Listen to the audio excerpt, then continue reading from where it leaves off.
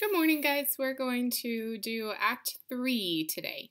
So, at this point in the play, it's definitely been more of a comedy than a tragedy.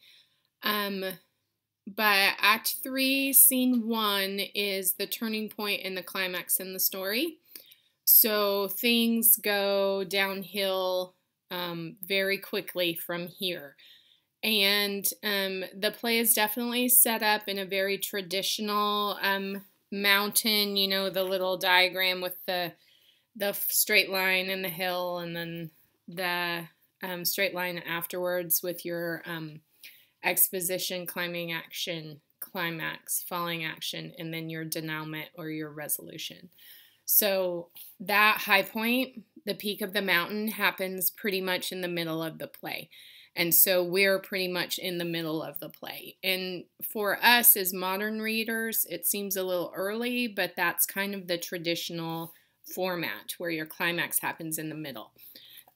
So even though it's been primarily comedy and happy at this point, there have definitely been several foreshadowings or clues that things are not going to remain happy the entire way through. So hopefully Shakespeare has prepared us a little bit for the tragic elements, which are going to start happening in Act 3, Scene 1. We've had the fight at the very beginning between the Capulets and the Montagues, laid that all out.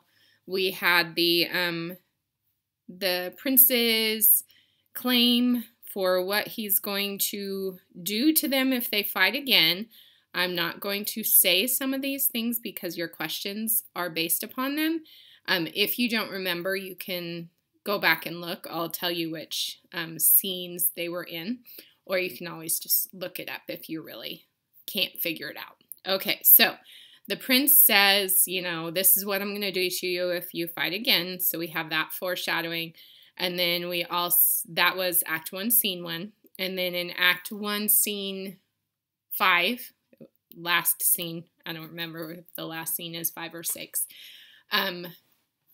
we have Tybalt challenging Romeo, or saying that he's going to challenge him. And so that's one of your questions, is why does he do that? So Act 3, Scene 1. Romeo has just left his wedding ceremony to Juliet, performed by the friar. We are just in day 2 of the action of the play.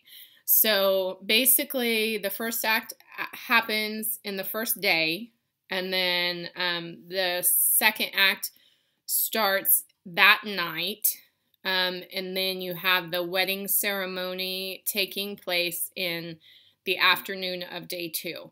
So we are still in day 2, and it's kind of unbelievable that everything has happened this quickly, but that's how quick it happened.